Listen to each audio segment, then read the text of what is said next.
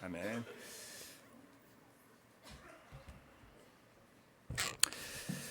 자, 이렇게 오늘 우리 대가족 예배를 여러분들을 만날 수 있어서 너무나 반갑고 기쁩니다.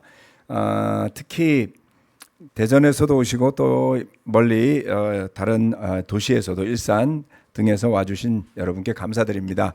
우리 잠실교 형제자매들이야 뭐 한 달에 한 번 이렇게 모여도 늘 오던 예배에 오는 거지만 먼 길 오시는 분들을 이렇게 마주대하고 함께 교제하고 할 수 있다는 것이 이곳에 있는 우리 잠실교회 형제자매들에게도 큰 격려라는 것을 말씀드립니다.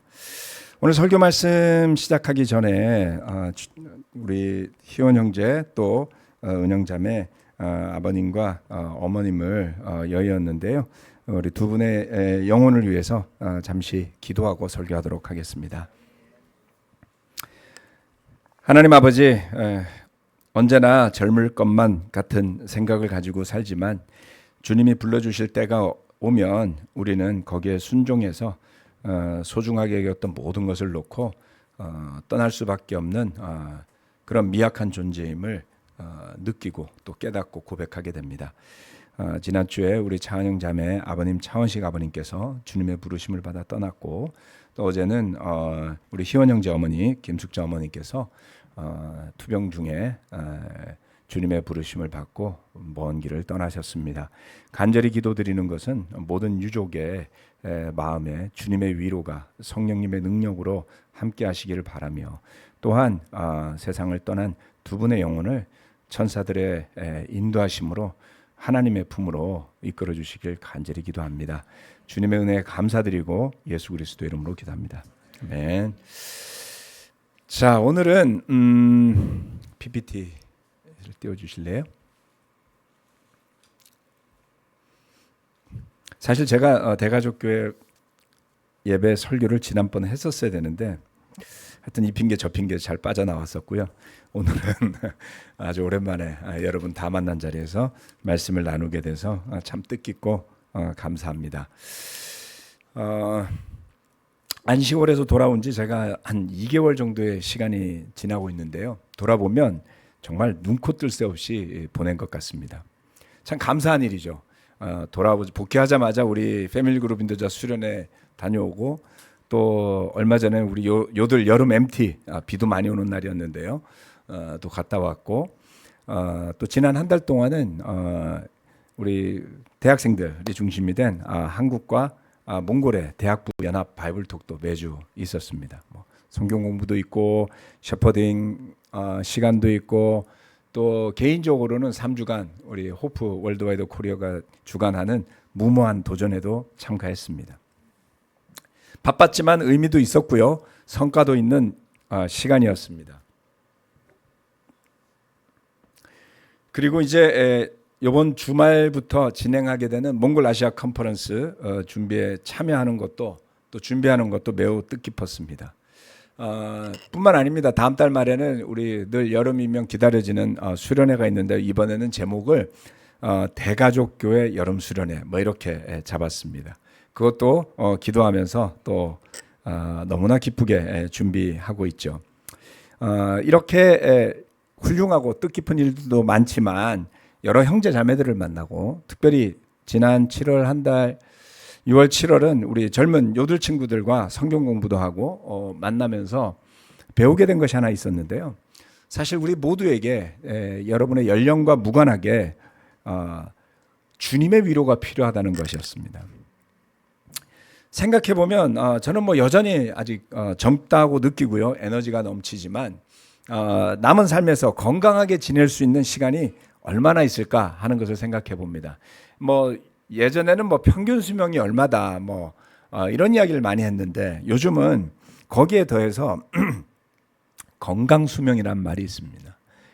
그냥 오래 사는 게 중요한 게 아니라 얼마나 건강하게 살 수 있느냐 이런 이야기를 하거든요. 얼마만큼의 시간이 남았을까요? 어떤 사람에겐 10년일 수도 있고요. 어떤 사람에겐 20년일 수도 있고 어떤 사람에겐 30년일 수도 있지만 제가 30년 뒤에도 지금처럼 팔팔할 수 있을까? 네. 가능해 보여요? 엊그저께 제가 다니는 산스장이 뭔지 아세요? 산에 있는 헬스장, 줄임말입니다. 일자산 산스장에 가서 턱걸이를 확 하고 있는데 어느 할아버지가 흐뭇하게 아유 잘하시네 이러더라고. 그래서 그러더니 슬쩍 자기 영상을 보여주시는 거예요. 83살이신데 8kg짜리 캐틀링 벨을 달고 10개를 하시는 거예요. 83세. 네, 그래서 제가 큰 도전을 받고 저도 어르신 따라 그 나이 될 때까지 도전해 보겠습니다. 이렇게 이야기를 하고 내려왔는데요. 그 산스장에 가면 60대 중반은 청년이에요. 아유 젊다. 요즘 참 피부도 좋고 이렇게 말씀하시고요. 그러는 분들은 대체로 80대세요. 건강수명 누리는 분들이 있다. 그렇죠? 그래서 남은 시간에 대해서 저는 무엇을 하며 어떤 성과를 기대하며 보낼지도 생각하고 계획하고 기도하면서 사실 지난 몇 년을 보냈습니다. 그럴 때 주님께서 제 마음속에 주신 몇 가지의 키워드가 있었는데요. 그것은 은혜와 성령이라는 단어였습니다. 남은 여생 동안 주님을 위해서, 가족을 위해서, 우리 형제 자매들을 위해서 제가 뭔가를 한다면 이제 그것은 저의 힘이 아니라 주님의 은혜와 성령의 능력으로 하기를 기도해 왔습니다. 그리고 또 하나, 우리가 교회로서 하나님의 가족으로서 놀라운 성령이 중심이 된 교제를 누리는 믿음의 형제 자매로서 우리 가운데 또 하나 넘쳐야 할 것이 있다라는 키워드가 최근에 떠오른 겁니다. 그것은 주님의 위로가 넘치는 교제입니다. 같이 말씀을 좀 보도록 할게요. 오늘 설교의 제목은 주님이 주시는 은혜와 위로입니다. 고린도후서 1장 1절로 2절 말씀. 하나님의 뜻으로 그리스도 예수의 사도가 된 나 바울과 형제 디모데가 고린도에 있는 하나님의 교회와 온 아가야에 있는 모든 성도에게 이 편지를 씁니다. 우리 아버지 하나님과 주 예수 그리스도께서 내려주시는 은혜와 평화가 여러분에게 있기를 빕니다. 첫 번째는 예수께서 내려주시는 은혜와 평화입니다.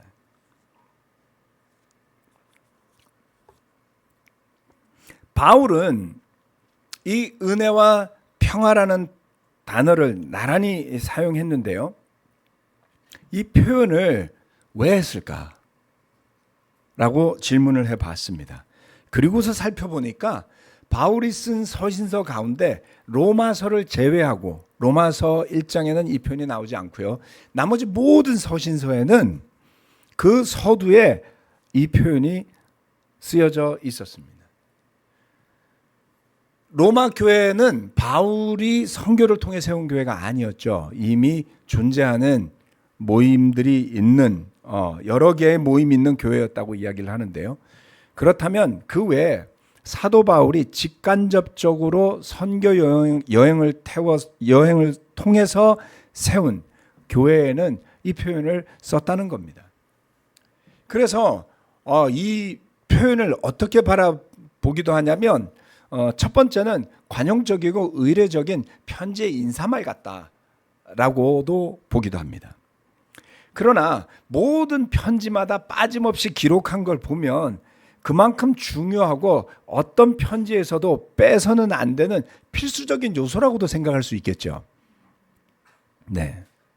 그래서 이 말씀을 그냥 늘 표현했다고 해서 그 표현의 의미가 감소되거나 상투적인 말로만 치부할 수는 없다는 것입니다.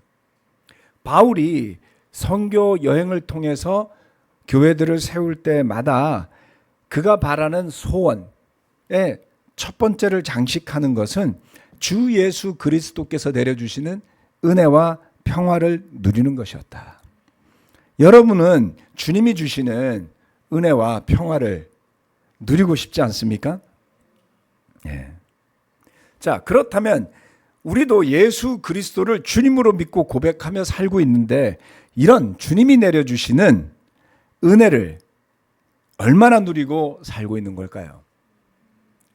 우리 삶 속에는, 우리의 영혼 안에는, 우리의 마음과 정서 안에는 이와 같은 평화가 얼마나 있을까요? 저는 이렇게 생각합니다. 정도의 차이가 있을지 몰라도 분명 모든 믿는 형제 자매들은 이런 은혜를 경험했을 것이고 이런 평화를 누려본 경험이 있거나 또는 지금도 일정 부분 누리고 있을 겁니다. 전혀 누리지 못했느냐, 누려봤느냐가 아니라 제가 궁금한 것은 어떻게 하면 하나님이 예수 그리스도를 통해 내려주는 이 은혜와 평화를 맥시멈으로 누릴 수 있을까 하는 겁니다. 정도의 차이가 있다는 것이죠. 충분히 마음껏 주님의 은혜와 평화를 누리며 산다면 얼마나 좋겠습니까? 그런데 그렇지 못하다면 그것을 방해하는 그 무엇인가가 있다는 것 아니겠습니까? 은혜를 입었다라는 확신과 느낌이 부족하다면, 그렇죠? 네. 또는 밤잠을 못 이루고 고민하고 있다면 무엇 때문일까요?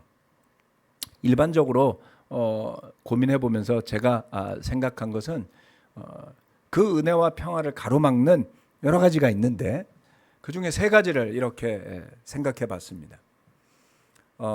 성경이 말하는 죄라는 것이 있을 때 우리 마음에는 은혜를 느끼기도 어렵고 평화를 누리기는 더더욱 어렵겠죠. 그런데 굳이 죄라고 할 수는 없는데 마음이 불안할 수도 있어요. 그렇죠? 요즘 젊은이들을 만나보면 불안함이 꽤 많습니다. 왜 그렇게 불안함이 많겠어요? 너무너무 놀고는 싶은데 놀고는 싶어요. 근데 곧 졸업을 할 생각을 하니까 자신이 없어. 옛날에는 대학생들이 정말 공부를 안 했거든요. 실컷 놀다가 졸업해도 취직이 막 되던 전설 같은 시기가 있었어요. 요즘은 그렇지 않습니다. 죽으라고 공부하고 학점 따고 자격증 따고 스펙 쌓아도 취직이 될지 안 될지 알 수 없다는 겁니다. 그러니까 젊은이들이 불안해하는 건 너무나 당연한 일인 거예요. 그렇죠? 그러면 그 불안함 자체를 나쁜 거라고 말할 수만은 없다는 겁니다. 어느 정도 상황이나 여건과 개인의 역량에 따른 것일 수도 있으니까요. 그리고 또 욕심도 있습니다. 욕심도 정도에 따라서 죄가 될 수도 있고 아닐 수도 있어요. 그렇죠?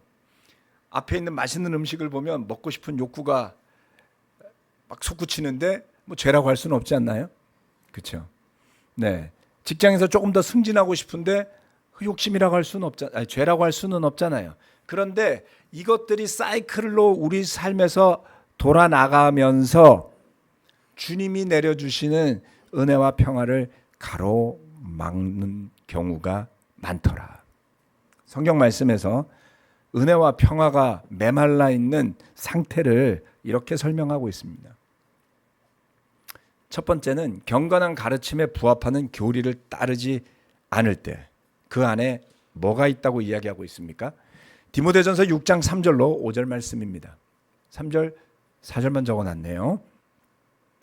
누구든지 다른 교리를 가르치며 우리 주 예수 그리스도의 건전한 말씀과 경건에 부합되는 교훈을 따르지 않으면 그는 이미 교만해져서 아무것도 알지 못하면서 논쟁과 말다툼을 일삼는 병이 든 사람입니다. 그런 데서 시기와 분쟁과 비방과 악한 의심이 생깁니다. 여러분 이런 사람 만나보셨어요? 아니 예배당에 왔는데 얼굴이 너무 안 좋아. 근데 그게 자신의 삶에 어떤 어려운 일이 있어서 그런 게 아니고 뭔가 마음에 안 들어서 그런 거예요. 그래서 이것저것 이야기를 하시는데 잘 들어보면 그냥 마음에 안 드는 게 많은 거예요. 어떡하겠습니까? 그분이 마음에 안 든다고 제가 설교를 안 할 수도 없고요. 김민수 목사님 보고 설교하지 마 앞으로 이럴 수도 없고요. 우리 박재 목사님 죄송하지만 대전에서만 설교 와서 이럴 수도 없잖아요, 제가. 예. 뭐라고 해야 되겠습니까?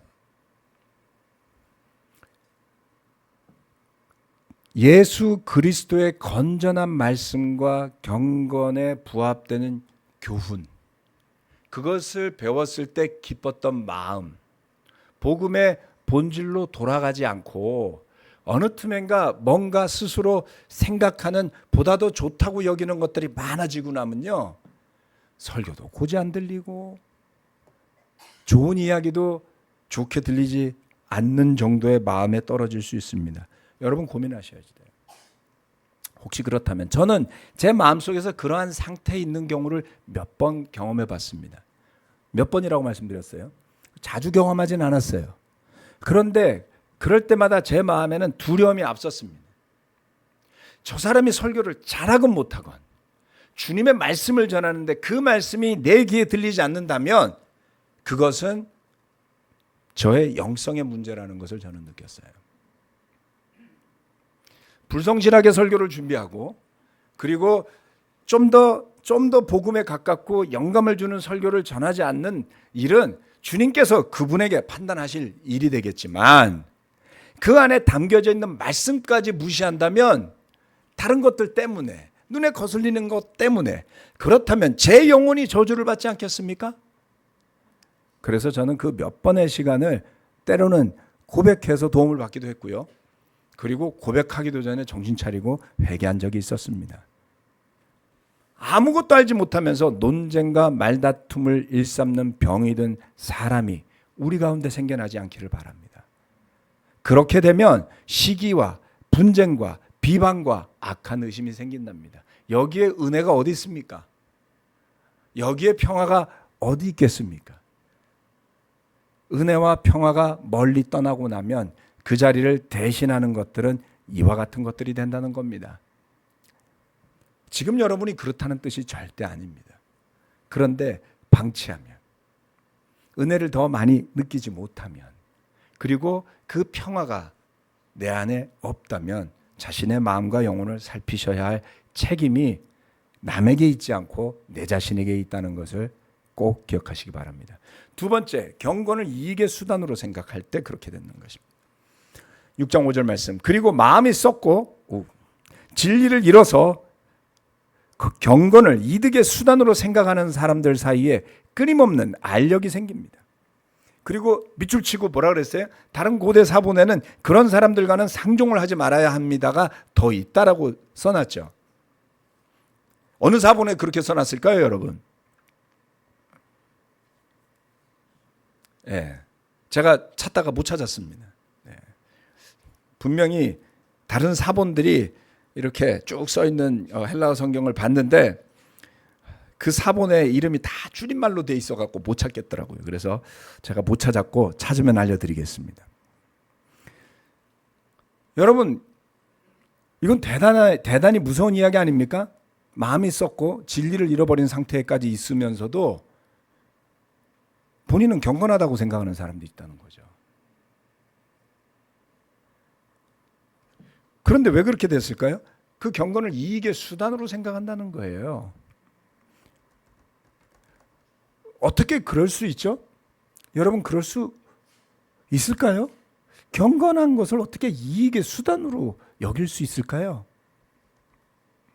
가능합니다. 그 이익이라는 것은 다양한 것이기 때문에 그렇습니다. 특히 교회라는 집단 안에 들어오게 되면서 여러분은 사회에서 접해보거나 만나보기 힘든 다양한 부류의 사람들을 이 안에서 만나게 되어 있습니다.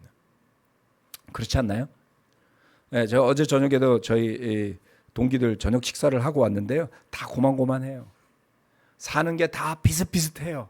생각하는 것도 다 비슷비슷해요. 스탠다드해요. 벗어나질 않아요. 동질감을 느끼죠. 편안하죠. 판단받을 일도 없어요. 다 비슷비슷하니까. 그렇죠? 누구는 머리가 조금 더 빠졌고 뭐 그런 거지. 네, 그거 갖고 뭐 불행해하지도 않습니다. 그런데 교회에 들어오면 저는 평생 접해보지 못한 제가 속해 있는 사회 구성 요소 속에 없던 분들을 많이 만나보게 됩니다. 그러다 보면 사회와 다른 영적인 기준의 교제 속에서 욕심이 생겨나기도 하는 거예요.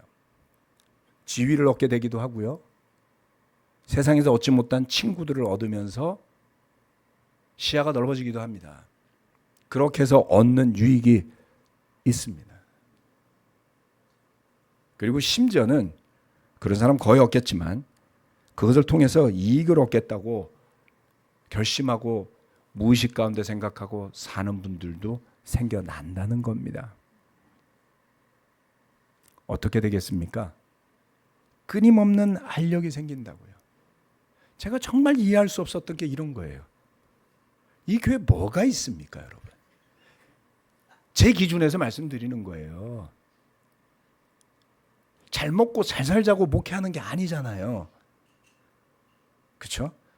제가 대단히 부자는 안 됐을지 몰라도 지금보다 훨씬 잘 살 수 있었을 걸요. 저와 아내가 힘 합쳐서 돈 벌고 살았다면. 하지만 복음을 위해 섬기기로 결심했을 때 그러한 것들보다 더 중요한 영혼들을 구원하는 일을 위해서 삶을 헌신하기로 결정했기 때문에 어쩌다가 한 번씩 1, 20년에 한 번씩은 다른 일을 했었다면 어땠을까 이런 생각을 하긴 했지만 여러분 1, 20년에 한 번요.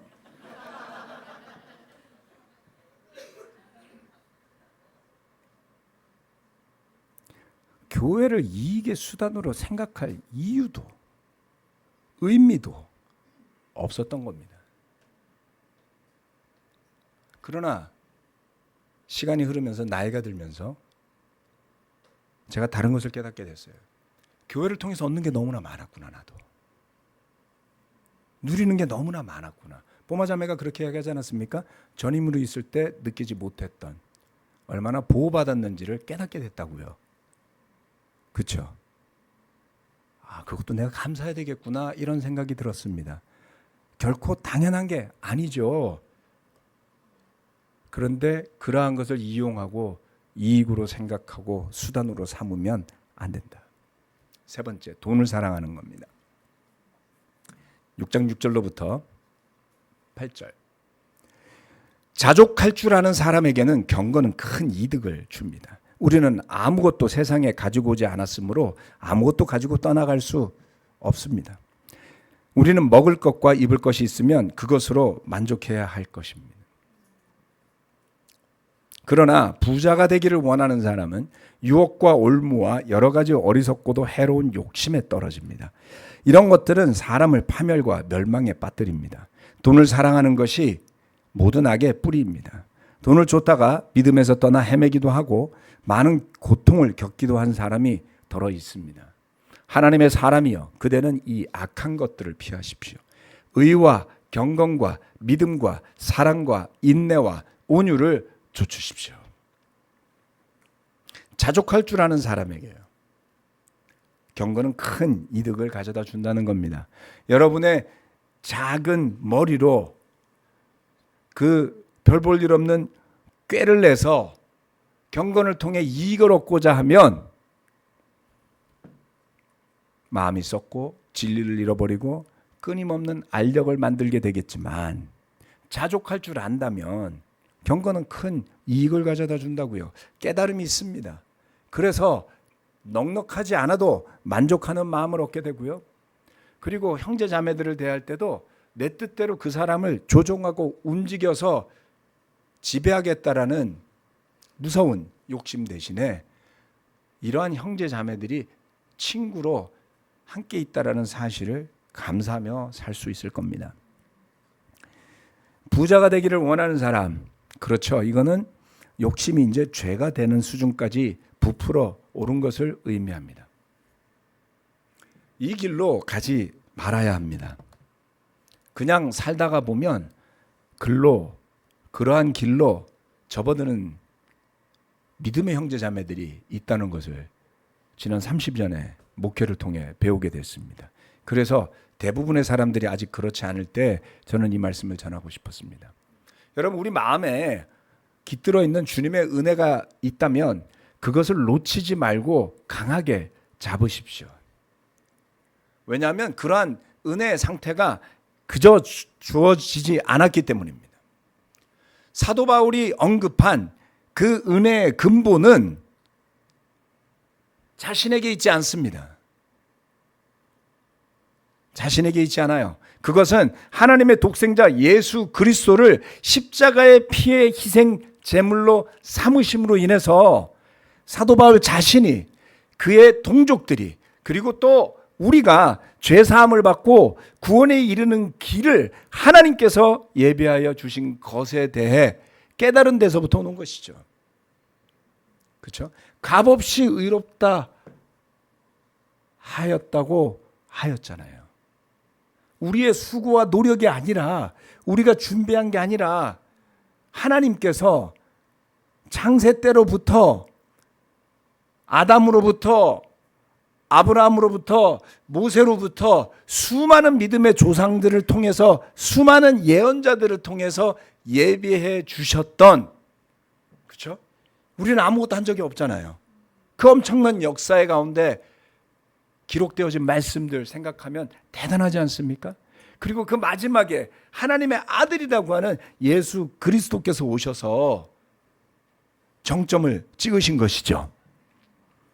그렇기 때문에 은혜라는 표현을 바울은 단순하게 썼지만, 그것은 그의 삶 전체를 아우르는 신앙의 경험을 통틀어서 부르는 단어가 되었던 겁니다. 조금 전에 나열했던 욕심과 불안과 죄가 주님께서 그 주님의 은혜로 가져다 준 평화를 흩어버리기 전에 우리가 어떤 결심을 하고 예수를 주님으로 따르기로 했는지를 되새겨 봅시다. 그래서 우리의 믿음의 고백을 굳게 잡을 수 있어야 됩니다. 이것은 말로 한 것이지만 어떻게 잡을까요? 그거를 이렇게 잘은 모르겠어요. 그런데 여러분, 선하고 좋은 것이 있을 때 그것을 잡으셔야 합니다. 왜냐하면 수많은 생각과 감정들이 날마다 우리를 스치고 지나가는데, 그 많은 생각과 감정 속에 무엇을 여러분이 잡느냐는 시간이 흐른 뒤에 어떤 사람이 될지를 결정하는 것이기 때문에 그래요. 그죠? 남 탓을 할 수가 없단 말이에요. 여러분의 생각과 감정과 영성의 상태는 오롯이 여러분의 책임입니다. 말씀이 살아있고 예배가 있고 교제가 있는데 왜 이렇게 되셨어요? 어디선가 방치했기 때문이다. 영적인 의식을 집중해서 은혜와 평화의 순간을 느끼십시오. 그리고 그것을 누리고 있을 때 그것을 강화하고 그것을 확대할 수 있도록 바울처럼 집중하시고 기도하시고 기원하기 바랍니다. 두 번째,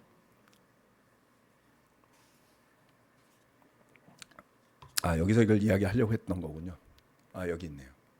자, 그래서 마지막에 보면 조금 전에 봤던 똑같은 사이클인데 안에다가 바꿔서 채우라는 거예요. 욕심과 죄와 불안 대신에 여기에 말하고 있는 의와 경건과 믿음과 사랑과 인내와 온유 같은 것으로 채워서 이것이 여러분의 내적 자아, 영적 존재의 사이클이 되도록 해야 한다는 것입니다. 두 번째, 하나님이 주시는 온갖 위로입니다. 고린도후서 1장 3절로 5절 말씀. 우리 주 예수 그리스도의 아버지이신 하나님을 찬양합시다. 그는 자비로우신 아버지시요 온갖 위로를 주시는 하나님이시요 온갖 환난 가운데서 우리를 위로하여 주시는 분이십니다. 따라서 우리가 하나님께 받는 그 위로로 우리도 온갖 환난을 당하는 사람들을 위로할 수 있습니다. 그리스도의 고난이 우리에게 넘치는 것과 같이 그리스도로 말미암아 우리의 위로도 또한 넘칩니다. 여러분, 언제 위로받는다고 느끼세요? 위로가 필요한 때는 언제일까요? 힘들 때죠. 힘든 일을 겪고 있으면 뭐라고 말을 할 수가 없어요. 그냥 괴로운 거예요. 그렇죠? 마음이 답답하고 호흡이 잘 안 되고 입맛도 떨어지고 밤에 잠도 설치게 되고, 이거 오래가면 우울증이 오는 거거든요. 그렇게 어려워 힘들어 그런 순간에 친구가 그것을 이해하고 옆에서 들어주고 함께 해줄 때요. 내가 슬픔에 잠겨 있는데 누군가 그것을 이해하고 위로하며 기도해 줄 때, 또는 아무것도 하지 않지만 내 곁을 지켜줄 때 어떻습니까, 여러분? 위로가 되지 않습니까? 그리고 그 반대가 되었을 때 그렇게 위로받은 형제나 자매가 여러분을 또한 위로하지 않겠습니까? 평상시에 잘하셔야 돼요. 네. 이것은 정말 중요한 겁니다. 우리에게, 우리 교회는 정말 대단한 교회거든요. 엄청난 열정이 있는 교회였어요. 열정 빼고 아무것도 없어. 열정만 많아. 그러니까 맨날 티격태격 뭐 이러는 거죠. 위로가 어딨냔 말이에요. 그렇죠? 이제 좀 나이가 들었으니까 우리 은혜도 있고 평화도 있고 좀 위로도 있는 교제가 되어가고 있지 않나 이런 생각을 합니다. 저도 고생할 때 많은 분들이 저에게 위로를 해주셨거든요.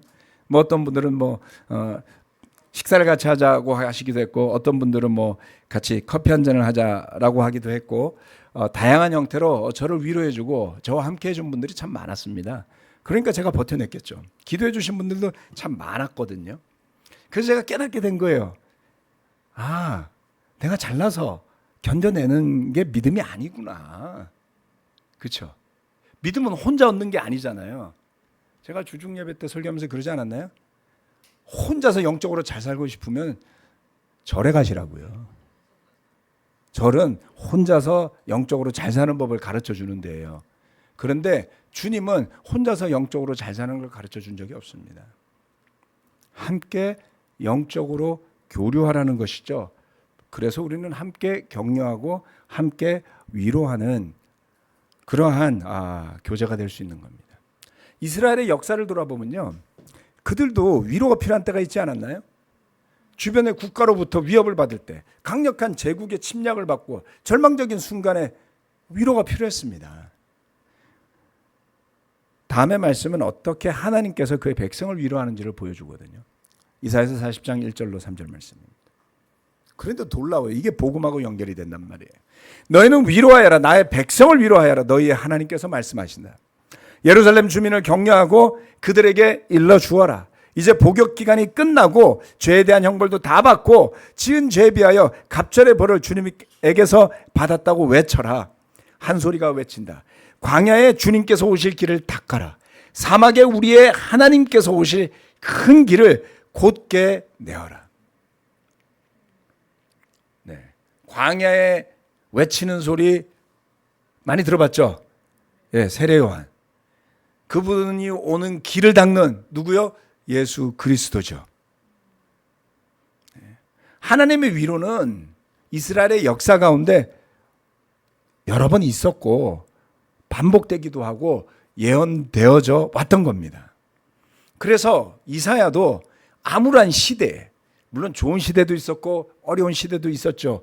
우시아로부터 히스기야로 해서 그 히스기야의 아들 망나니 므낫세에 이르기까지 3대 왕을 섬기면서 그는 놀라운 영적인 시기도 경험해 봤고 엄청난 승리도 경험해 봤고 그리고 아주 절망스러운 악한 왕의 시간도 겪어봤던 사람입니다. 그런데 그는 엄청난 도전이 되는 그런 그 재앙의 예언도 던졌지만 이와 같은 위로의 메시지도 던졌던 겁니다.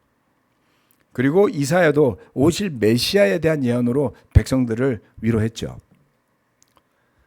40장 9절 10절 말씀입니다. 좋은 소식을 전하는 시온아 어서 높은 산으로 올라가거라. 아름다운 소식을 전하는 예루살렘아 너의 목소리를 힘껏 높여라. 두려워하지 말고 소리를 높여라. 유다의 성읍들에게 여기에 너희의 하나님이 계신다 하고 말하여라. 만군의 주 하나님께서 오신다. 그가 권세를 잡고 친히 다스리실 것이다. 보아라. 그가 백성에게 주실 상급을 가지고 오신다.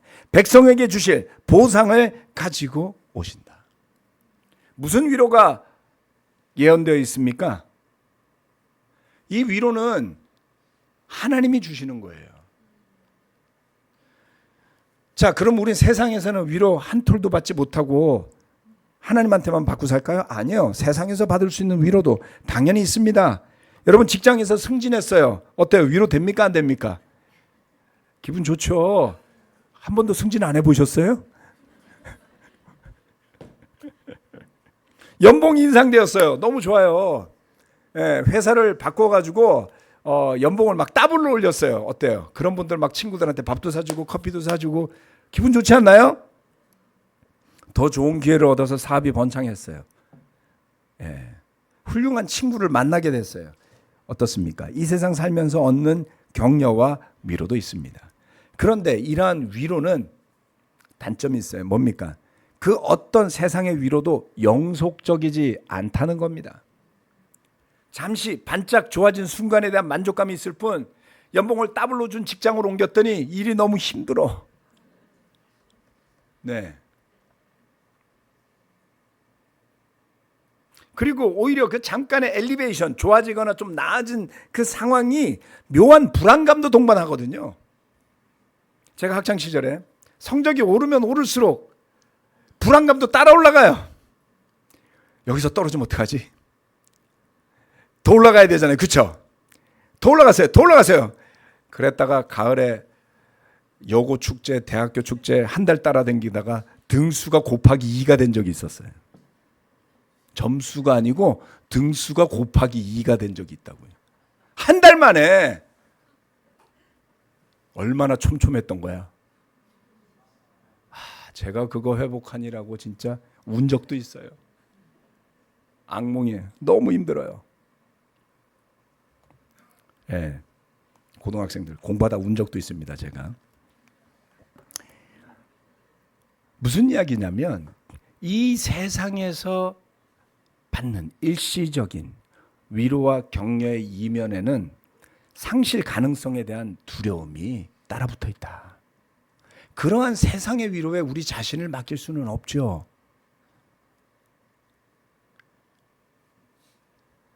그런 것에만 의지하고 살아간다면 끊임없이 반복되는 기쁨과 두려움의 소용돌이 속에 사는 것이나 다름없습니다. 그러나 예언자들을 통해서, 사도들을 통해서 무엇보다 우리의 주님 예수 그리스도를 통해서 우리에게 주어지는 궁극적인 위로는 지속적이고 영원한 겁니다. 왜냐하면 여기서 말하잖아요. 하나님의 구원의 날에 대한 것이기 때문에 그렇습니다. 우리의 믿음과 인내와 순종에 대한 하나님의 상급에 대한 것이기 때문에 그렇습니다. 하나님께서 오실 때 그가 그의 권능을 통해서 백성인 여러분과 저에게 주실 상급과 보상을 가지고 오신다고요. 그게 뭘지 궁금하지 않습니까? 인상된 연봉보다가도 네. 얼마 있으면 그만둬야 할 대기업의 임원의 자리보다가도 비교할 수 없는 하나님의 상급과 보상이 우리를 기다린다고요. 바울이 언급했던 하나님의 위로는 구약의 역사를 통해서 하나님의 백성에게 전해졌던 전통적 이스라엘 유대인들의 위로의 바탕 위에 그리스도 예수를 통해서 성취된 죄사함과 구원, 그리고 믿는 사람들을 기다리고 있는 하나님의 나라에 대한 확신에서 비롯된 위로였습니다. 이보다 더 강력한 감사한 위로는 없습니다. 우리가 성장함에 따라, 우리가 성숙해져 감에 따라 우리 안에 넘치는 구원에 대한 하나님의 나라에 대한 희망, 바람, 믿음으로 인한 위로가 넘치기를 바랍니다. 함께 기도하고 성찬하실 텐데요. 오늘 성찬 때 나오는 찬양은 제가 개인적으로 좋아하는 찬양이기도 하고요. 바로 이 위로에 대한 모티브를 던져준 찬양입니다. 성찬하시면서 묵상도 함께 해보시기 바랍니다. 기도하시겠습니다.